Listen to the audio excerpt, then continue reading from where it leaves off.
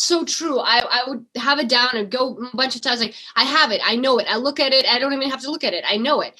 And then I go in front of, especially when you're reading with someone else and you stand up, first of all, you have the lights and you're reading and it's gone.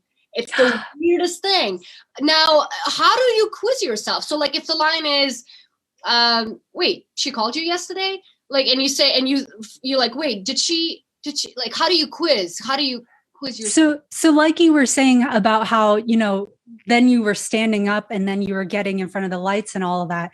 I think, that's actually an important key as well. When you practice the actual circumstances of like what it's going to be, that I think that's part of it.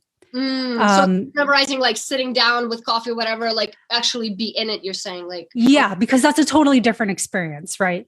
Sitting down and just like looking at your lines, that's a totally different experience than like being in it, standing up and like doing it with a reader, right?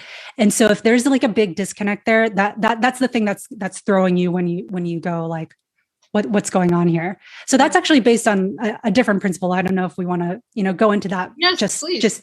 Yeah. Okay. So that is something called state dependent learning. And so state dependent learning is this phenomenon where, when you're learning something, the environment that you learned it in gets encoded to the thing that you're trying to remember. I see what you're saying. And so if you learned it in an environment that's like super different from the actual performance environment, that disconnect is going to throw you off.